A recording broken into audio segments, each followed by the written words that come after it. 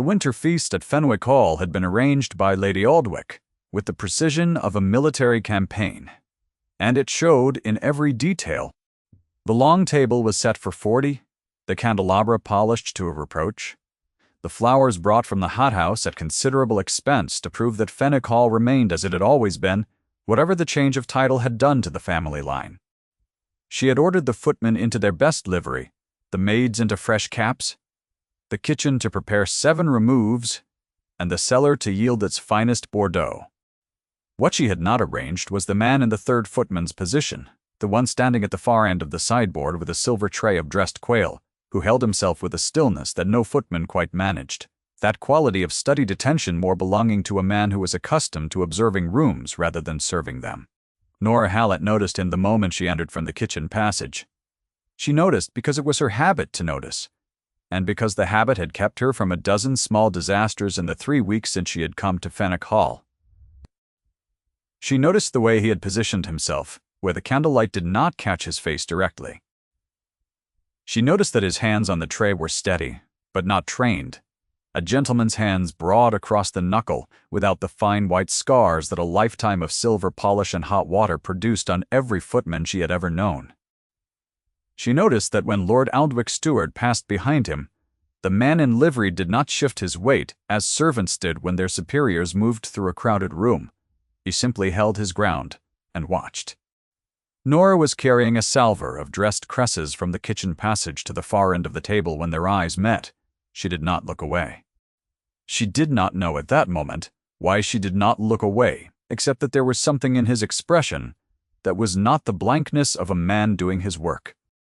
He was looking at her in the way that people rarely look at maids, which is the simplest way to put it. He was seeing her, and because she was not accustomed to being seen, she stood still for a full 2 seconds before she remembered where she was and carried the cresses to their place. He did not look away either. Nora Hallett had arrived at Fenwick Hall on the 3rd of November, 24 years old, with a trunk of plain dresses, a change of apron, a small Latin prayer book that had been her father's, and a letter of character from the vicar of the parish where she had grown up. She had grown up, too, in a vicarage full of books, in a family where the Reverend Hallett had believed quite devoutly that his daughter's mind was as worth educating as any son's, and so Nora had read Latin and French and a quantity of history before she was 15, and had then spent the following 9 years watching the knowledge become increasingly difficult to explain to the households that employed her. Her father had died in the February of a chest complaint that had worsened through the winter, and that no amount of prayer or wool blankets had managed to slow. He had left behind him £300 of debt, the vicarage that was already returning to the church, and one daughter who was now in service and intended to remain quietly and practically so. She had come to Fenwick because the previous place had ended when the family removed to Bath, and because the vacancy at Fenwick had paid a half-crown more per quarter than the alternatives, and because she had learned not to require anything else of employment beyond its wages and its distance from the people who had known her father when he still had standing. Pratt, the housekeeper, had shown her the linen room on her first morning, and said, in the tone of a woman who was managing considerably more than usual this season, that she would have to learn quickly that there was a great deal to do before the winter feast, and that she did not have time for a girl who required explaining things twice. Later that same morning, Nora had heard Mrs. Pratt speaking to one of the senior maids in the corridor outside the still-room. "The new one seems willing enough," Mrs. Pratt had said, in the measured tones of a woman measuring aloud. "She is the girl with no history worth mentioning, and we shall see how she manages when the house is full." Nora had carried the linen she was folding, and had said nothing, because that was the correct response, and because she had understood by then that in houses like this one, a woman with a dead clergyman for a father and a trunk of plain dresses was always going to be the girl, with no history worth mentioning, and that the most useful thing she could do with that fact was learn where the linen room key was kept. The feast began at 6 o'clock, and by 7 the long table was full and the room was very warm, and the 7 removes were proceeding in orderly fashion under Mrs. Pratt's watchful eye. Lady Aldwych sat at the head of the table in a gown of dark violet silk, with a diamond brooch at her throat that Nora had polished herself 2 days prior. She was a woman of 60, with the bearing of a woman who had managed a large household for a great many years and intended to continue managing it indefinitely, whatever the new Earl's personal preferences might turn out to be. The new Earl had not yet arrived to form personal preferences. Lady Aldwych had made several remarks about this in Nora's hearing, each of which had been calibrated to suggest that a man who had inherited an earldom and could not arrange to arrive at his own estate before the winter feast was a man of uncertain qualities. To Lady Aldwich's right sat Miss Cecily Fowler, the daughter of a neighboring landowner, a young woman of 22, with a composed face and a gown of pale gold that caught the light with satisfying frequency. Miss Fowler spoke when spoken to, smiled when the conversation required smiling, and had clearly been placed in that precise chair by an arrangement so deliberate that the chair itself seemed to participate.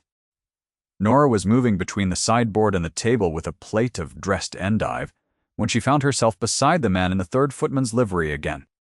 He was holding his tray at the regulation angle and looking at nothing in particular, and she came close enough in passing to see that his cravat beneath the open neck of the livery coat was of better quality than any footman's cravat had reason to be. She set the endive down. She straightened.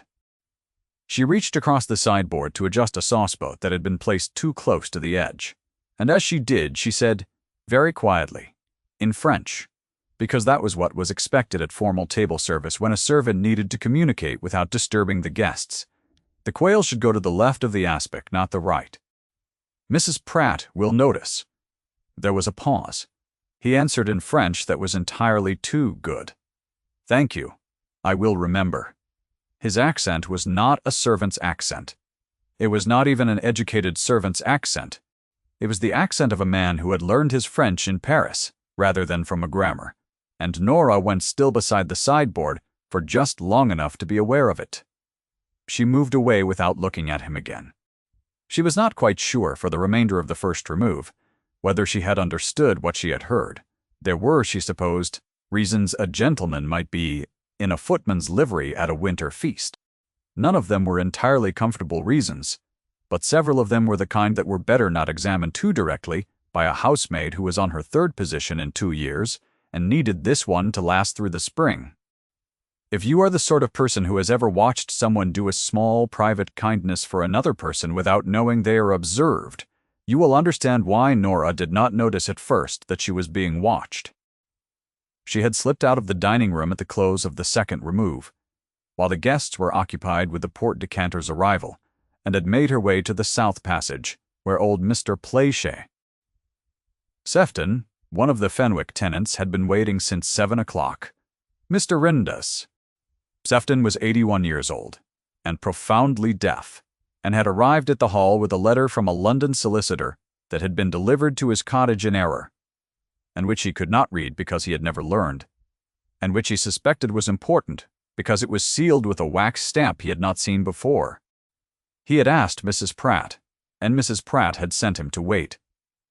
Nora sat down with Mr. Stadd, Sefton on the settle, in the south passage, and read the letter aloud very slowly, mouthing the words carefully so he could follow the shape of them, and translated the legal language into plain English, and then translated the plain English into the specific facts that mattered. His son Thomas had been found in the matter of the contested grazing rights, and that the hearing was in February, and that the solicitor would need him to provide a written account of the original agreement with the Hall no later than the 15th of January. Mr. Cock. Sefton nodded very slowly throughout this, his hat in his hands, and when Nora had finished, he said in the loud and careful voice of a man who could no longer gauge his own volume, that he had been sitting with that letter for 2 weeks and had not slept well. Nora told him she could help him write the account, if he wished, and she gave him the date and the address again, printed large on the back of a fold of paper she found in her apron pocket. She did not tell him it was her father's prayer book she had torn the flyleaf from, because there was no reason to. The man in the footman's livery was standing in the doorway of the south passage. He had been there, Nora would later estimate, for the better part of 4 minutes. He had the silver tray held loose at his side, and he was watching her with the expression of a man who had been about to move, and had not, and who had then remained not moving for longer than he had intended. When old Mr. Braley, Sefton rose and bowed and made his way back toward the kitchen door. The man in livery moved slightly to let him pass, and then stood in the doorway again, and their eyes met for the second time that evening. He was holding something small in his free hand. Nora looked down. It was her father's prayer book. The one she had not noticed had slipped from her apron pocket when she reached for the paper. She had carried it for 6 years, in every position, in every household, because it was the last physical thing that had her father's handwriting on the flyleaf, a verse from the Psalms. He had copied there for her the winter before he died. She stood up and crossed the passage, and took the book from him. Their fingers did not touch. She was aware, precisely and against her better judgment, of the fact that they nearly did. She went back to the dining room without speaking. He followed, 2 minutes later, with his tray, and neither of them looked at the other, for the remainder of the second remove. The library at Fenwick Hall was on the first floor, above the dining room, and it ran the full width of the east wing. The fire was lit there every evening, by custom, in case the guests wished to withdraw for cards or conversation after the meal, and at the close of the third remove, when the dining room was at its loudest, Nora was sent upstairs to check that the fire was properly built and that the card tables had been set out correctly. She opened the library door and found a man alone at the writing desk. He had removed the livery coat and set it folded over the back of a chair, and he was sitting in his shirt sleeves with a sheaf of papers in front of him, examining them in the way of a man who is reading things he found distressing. The fire was burning correctly behind him. He looked up when she entered. Nora stood in the doorway and took in the papers, the coat on the chair, and the complete absence of anything in his manner that suggested he was a footman. "The card tables need setting," she said, because it was what she had come to do. "I will be out of your way in a moment," he said. She crossed the room and began to set out the card tables, which were folded against the far wall. And she did this efficiently, and without looking at him more than was necessary, because she had decided somewhere between the south passage and the library stairs that whatever was happening was not hers to understand, and that the most useful thing she could do was set the card tables and leave. He said, without looking up from the papers, "You speak French." "Many people speak French," she said. "With that accent," he said. "You learned it from a native speaker, or from someone who had." She picked up the second card table. "My father read it better than he spoke it. I learned from him." There was a pause. She heard him set the papers down. "What was he?" he said. "A clergyman," she said. "He is dead." She was aware of the exactness of the silence that followed this, and of the way he absorbed the information. She did not look at him. She had the second table set, and she was straightening the chairs, when he said, quietly, as if he were asking something he had not decided to ask aloud, his name. She understood from the way he said it that he was not asking about her father. "Nora," she said, and then after a moment, "Hallett." He did not give her his name in return. She had not expected him to. She set the last chair and crossed back to the door, and she paused there for a moment with her hand on the frame, because she was not entirely sure of herself, and she said, "The fire should be enough for the evening. The woodbox is low." "I will see to it," he said. He would not. She knew. He was not a footman. What she did not know yet was that the man at the writing desk was Edmund Ashby, 5th Earl of Fenwick, who had arrived at his own estate 3 days prior in a hired post-chaise and had borrowed the livery from a footman named Grantham, who was near enough to his height, and who had done so because there was a specific thing he needed to know before he let the household see him as the person they would henceforth manage their expressions for. The thing he needed to know was whether Renwick, the estate steward, had been falsifying the household accounts because 3 different sets of figures from 3 different quarters had not agreed, and because the previous Earl had trusted Renwick for a decade, and the previous Earl had also not been someone whose trust was easy to betray and survive. And Edmund needed to see the man operating in a room he thought was unwatched before he decided what to do. What Edmund had not arranged to know was what he would find in a south passage at 7:30 in the evening. A woman in a housemaid's cap sitting on a settle, reading legal Latin, aloud to an old man in the voice of someone who was not performing patience, but simply had it. He had stood in the doorway for 4 minutes, He had counted in the way of a man who counted things when he was trying not to feel them. And he had thought, without intending to, of his brother.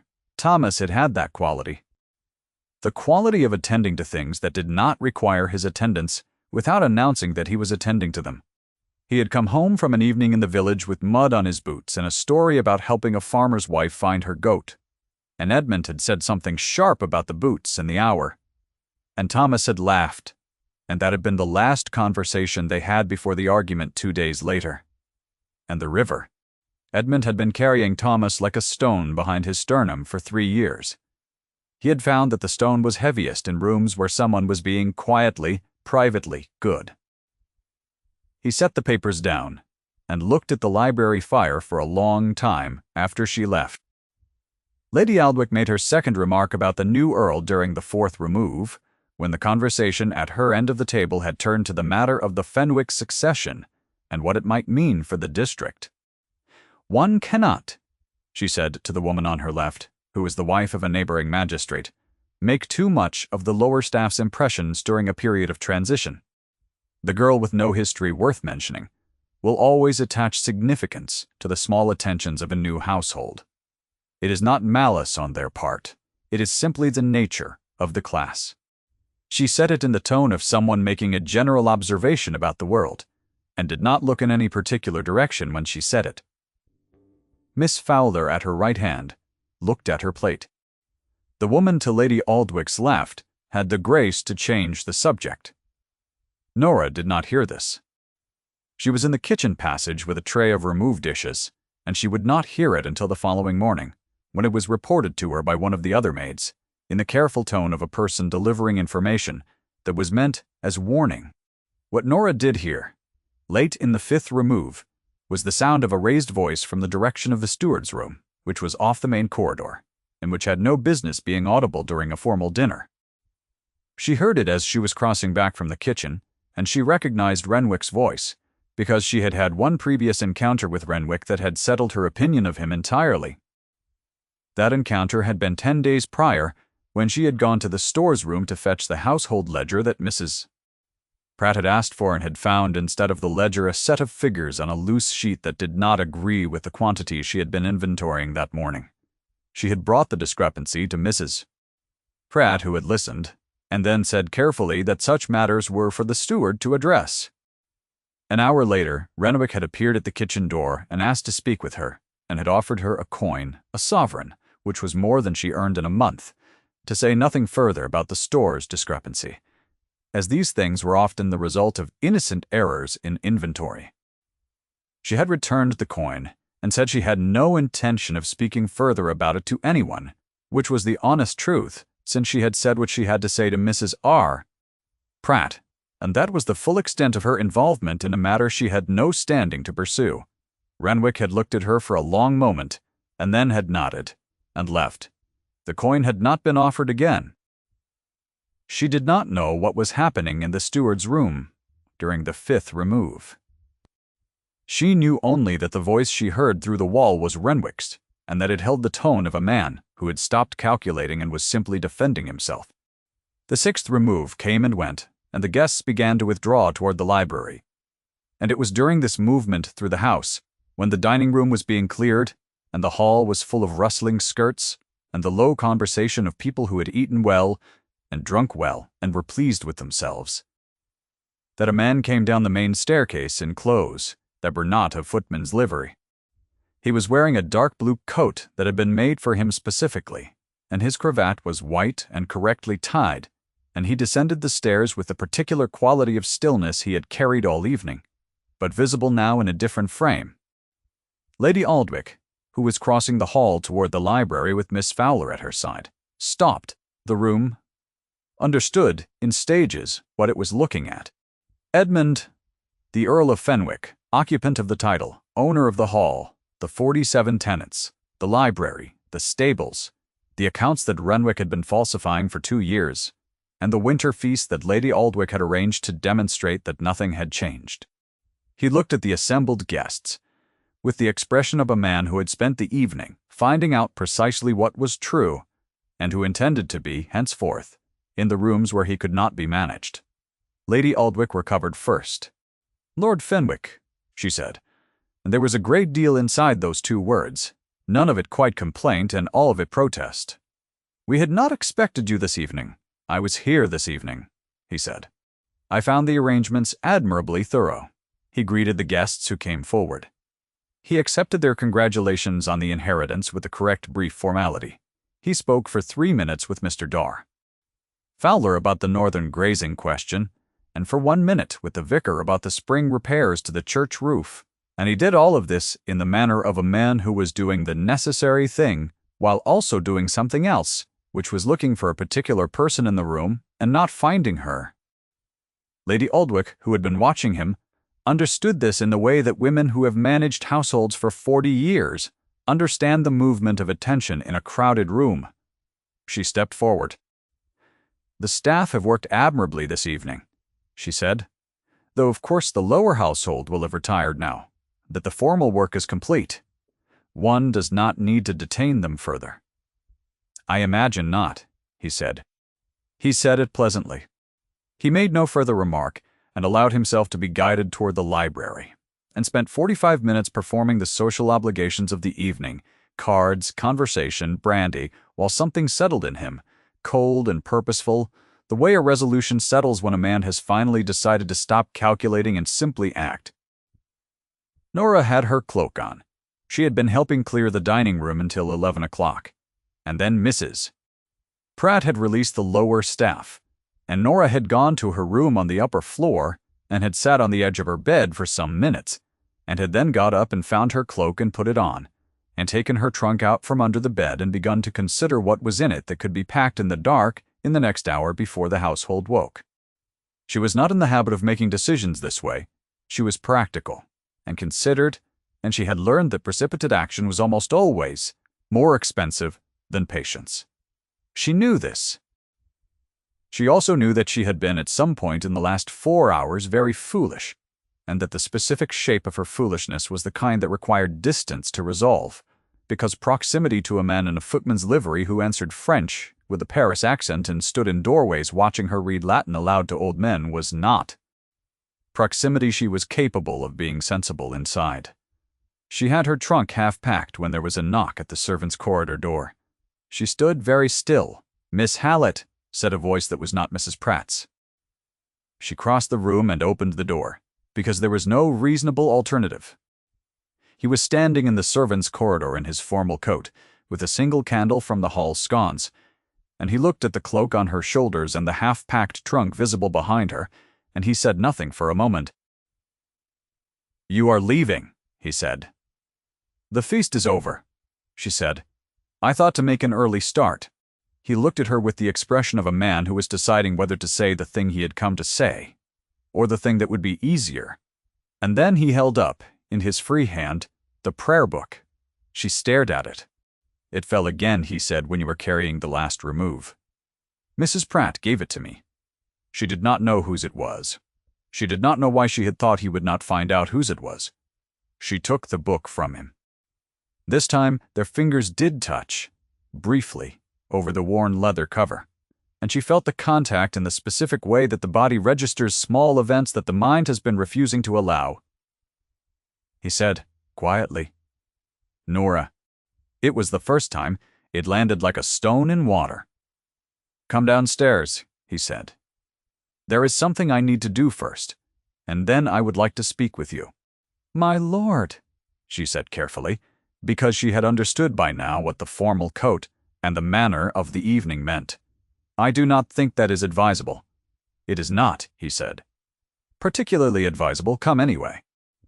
The library was emptying when they came downstairs, the last guests drifting toward their carriages, and Lady Aldwych was in the hall, giving final instructions to the footman, in a voice that suggested she was not yet finished managing the evening. She turned when she heard them on the stairs. She looked at Edmund. She looked at Nora. She performed a calculation that was visible in the brief, almost imperceptible adjustment of her chin. "Lord Fenwick," she said, "I had hoped to introduce you more formally to Miss Fowler before she departed. Her father has been most eager for the acquaintance to develop." "I met Mr. Fowler at cards," Edmund said. "He seems a reasonable man." "His daughter is most accomplished," Lady Aldwych said, "and very well connected. I have taken the trouble of arranging several future engagements that I thought might suit." Edmund looked at Miss Fowler, who was standing at a small distance with her cloak already on and her maid beside her, and who had the expression of a woman who was aware of the precise nature of the social arrangement she had been placed inside, and who would have preferred not to be placed inside it quite so publicly.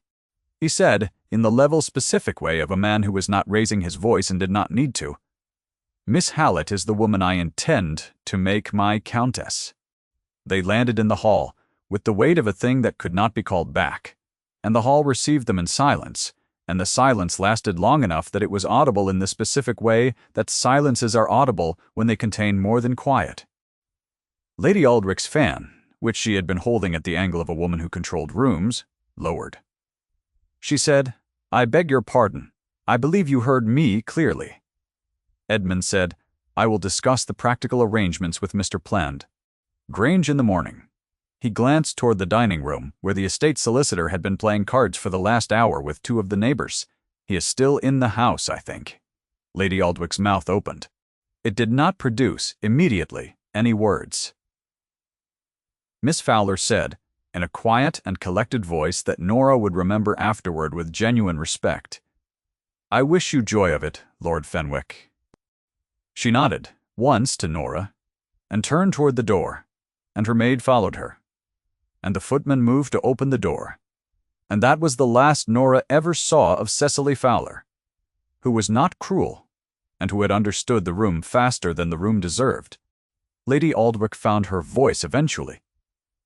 What she said in pieces, which was how the voice sounds when the argument it has been constructing for 40 years meets something it was not constructed to address. She said that it was irregular. She said that there were proper channels. She said that the lower staff ought not to be permitted in the main hall at this hour, and that she could not answer for what the district would make of it, and that the Fenwick name had obligations that required careful management, and that she had only ever sought to serve those obligations, and that she had expected to be consulted. Edmund listened to all of this. He did not interrupt her, and he did not meet cruelty with cruelty because there was no cruelty here to meet.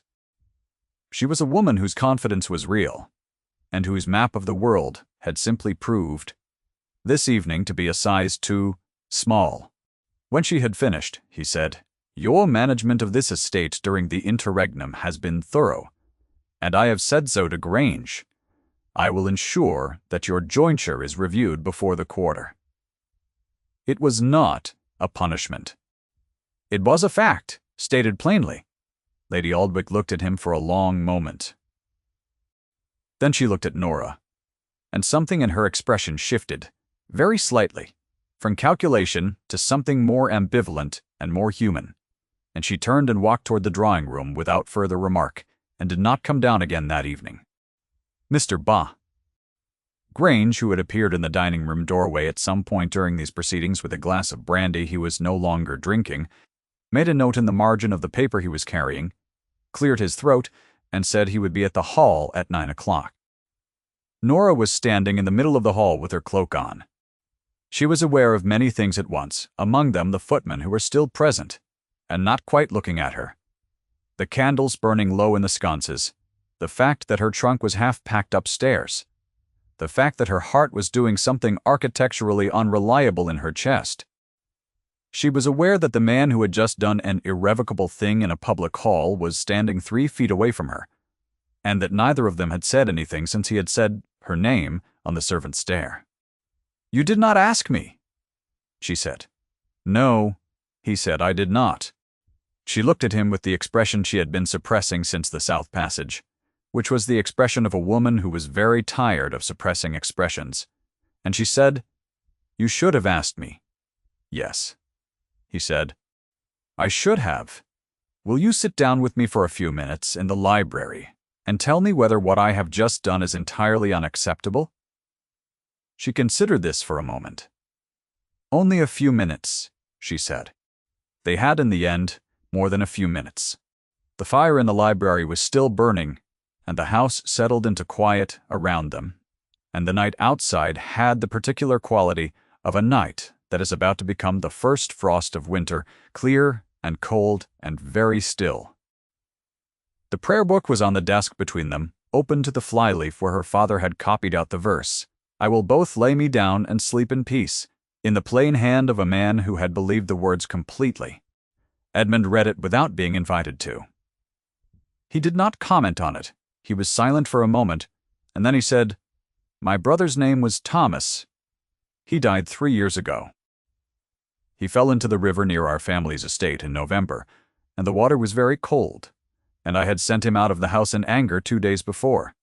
He said it in the level tones of a man who had said it to no one before, and was doing so now, because the alternative was continuing to carry it alone, which he had done for 3 years, and which had not, it turned out, been sufficient.